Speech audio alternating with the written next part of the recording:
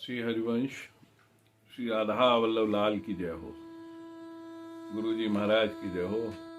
उत्सव चल रहा है और ये फूस के महीना से ये आनंद जो बरस रहा है दूज के दिला से शुक्ल पक्ष की रह हुए एक महीना तक ये खिचड़ी को आनंद श्री राधा वल्लभ लाल के साथ में सभी सखियां मनामे हैं।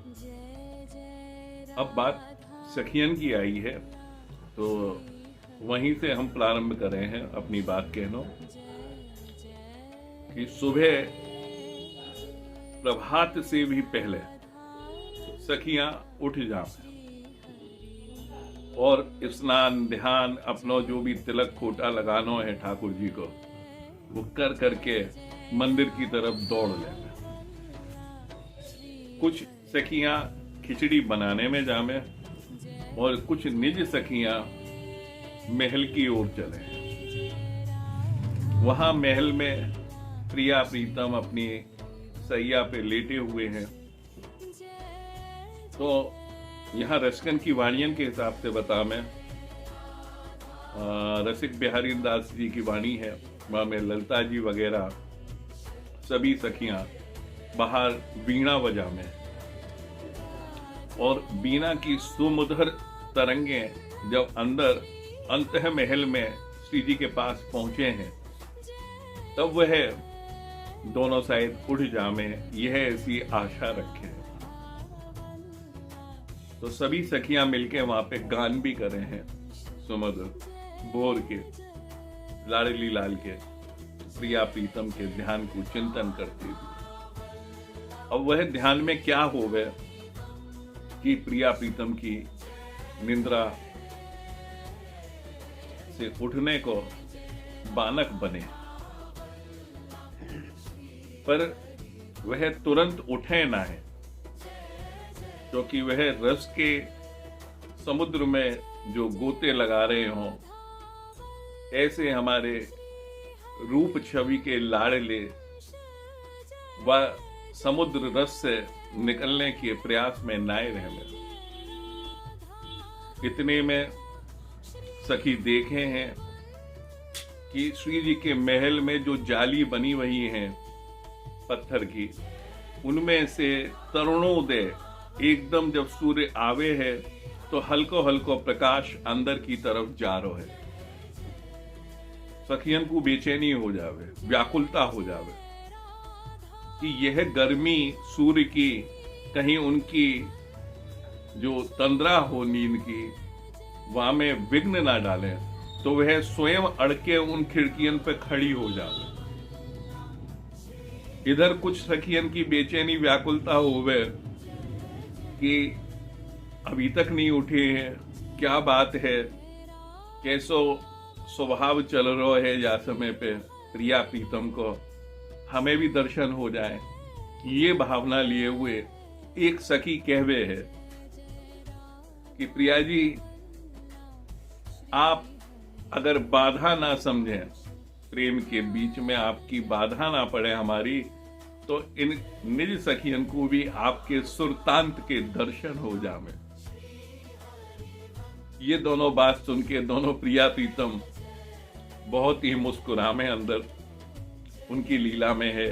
जो पद में जो रसिकन ने वाणियन में लिखा है कि वो इतने हंसी में आ जामे कि ये सखियां देखो कितनी चालू हैं। चालू को मतलब समझ रहे हो, चतुर हैं कि ये चाह रही हैं कि हम इनसे जो रस छुपानो चाहे और यही देख के ये फिर हमें दिन भर छेड़ेंगी कि प्रिया जी ने क्या कहो आपसे, लाल जी से पूछेंगी, लाल जी से पूछने के बाद प्रिया जी से पूछेंगी, तो ये रस लेनो चाहे हमारी बातन को। तो वाह हिसाब से दोनों जने मुस्कुराने लगे हैं इनकी इस बात को सुन के कि कोई बाधा तो ना पड़ेगी, हम आ जाएं आपकी सेवा में, हम भी सुल्तान के दर्शन कर लेंगे। पर ये दोनों जिस वेग से प्रेम में बंधे हुए तो इतने सहज में नाए निकले। ये स्थिति कही गई है चैन में, जो ब्रजभाषा को शब्द है। जब प्रिया प्रीतम उठ जामे चैन में आ गए, पर चैन में आने के बाद में भी वे तुरंत निकले ना आए, और जब वो निकले ना आए तो सखियन के पास में कुछ और ना रह जावे, वह फिर से संगीत प्रारंभ कर दे में, और वह संगीत को सुन के वह कहमे हैं कि भाई अभी तो हमारे वस्त्र भी मर गजा, मतलब कि जो उनके पजामे और जो उन्होंने पहन रखे हैं वो मुसे हुए से हैं, जो वस्त्र है, तो ऐसे में हम कैसे आए, थोड़ा ठहरो। और सखी वही दर्शन करना चाह रही हैं, और बात होवे भी ऐसी है। तो जैसे ही पट खुले तो निज सखियां वहां पे देली को दंडोत करती हुई अंदर की तरफ गमन करे हैं, और जो वो गमन करके वहां पहुंचे तो चतुर सखियां हैं, प्रिया प्रीतम के रस विहार की लीला को देख के वह छवि को मुस्कुराने लगे हैं। तो प्रिया जी पूछे हैं ऐसी क्या बात हो गई भाई कि तुम हमें देखते ही मुस्कुराने लगी हो। तो वो कहे में, अरे प्रिया जी आपने जल्दबाजी में अपने नीलांबर की जगह पीतांबर ओढ़ रखा है। बोले अरे तो भाई ऐसा हो जावे। तो यह प्रकार से जो रसकर ने बात लिखी है, दोनों सहज में बोले हैं कि बताओ भाई अब तो तुम्हारे ही अनुसार चलना पड़ेगा, जो तुम बताओ। सखी दर्शन करें कि नख रेख बनी हुई है प्रिया जी के, वह भी इस प्रकार से है जैसे शिव जी के मस्तक पे चंद्रमा हो। ये दर्शन करते हुए अपने भाव विभोर होने लगे हैं, और वहां से वे अनुरोध करें कि आपके लिए हमने गरम गरम खिचड़ी को भोग रखो है, क्योंकि ठंडी को समय है, शीत है। तो दोनों प्रिया प्रीतम वही समय अपनी हामी भर दे में है जब भोग की बात आवे, और भोग के लिए उन्हें पदरामे हैं। और वहां खिचड़ी मीठी, नमकीन, कई कई तरीके के पापड़, अचार, मुरब्बा, फल फलारी और स्वादिष्ट अदरक कूचा, यह सभी कुछ वहां पे रखे जामे हैं। तो यह अदरक कूचा बनो चटपटो, कर पल्लव दो चाटे, यानी कि इतनो है, क्योंकि राधा वल्लभ लाल की जो खिचड़ी सेवन की विधि है वह भी अलग है। वहां में रसकन ने लिखा है कि एक दूसरे की तरफ देखते हुए जैसे सैया में सोमे हैं, ऐसे चंद्रमा और चकोर की प्रकार से दृष्टि रखे, और उनको भोजन तो जो है, जो इतना सामान रखा हुआ है खिचड़ी के साथ में, वासे भी दादा स्वादिष्ट खिचड़ी किस प्रकार से खा रहे हैं।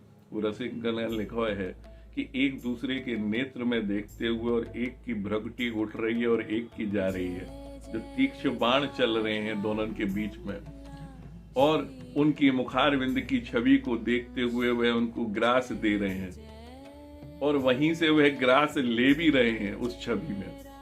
तो ऐसी चटपटी विधि से हमारे राधा वल्लभ लाल खिचड़ी को आनंद ले रहे हैं। और ये खिचड़ी के आनंद के बाद में जब सखियां अंदर आमे कि चलो चलो चलो सखी देखें दो जैमें, कि वो दोनों जैम रहे हैं, कैसे जैम रहे हैं, कैसी विधि है। जब सखी वहां पे आके खड़ी हो जामे, तब वह कहमे कि हाँ भाई आचमन वगैरह कराओ। तो उनके कुल्ला, आचमन, हाथ वगैरह को और बीड़ी दी जावे, और बीड़ी के बाद में ही तुरंत फिर मंगला आरती होवे, यानी कि मंगला से पहले इतनी लीला हो चुकी होवे, और जब मंगल आरती होवे तो सब जगह मंगल ही मंगल छा जावे, क्योंकि मंगल आरती के साथ पशु पक्षी वृंदावन के सब आनंद में मंगल गान ही करे हैं, मंगल को ही स्वर निकले हैं, मंगला आरती हुए है। और या के बाद छदम्बेश वगैरह की जो लीला है वह हम आगे जैसो समय मिलेगा आपके पास बताएंगे, और निकुंज लीला भी हो में। पर यहाँ पे खिचड़ी को हमने प्रयास किया है या वीडियो में कि बहुत जल्दी जल्दी में ही आपको ये सब बता सके। तो श्री हित वृंदावन धाम से हमारी सभी रसकन को जय जय श्री हित हरिवंश, जय जय।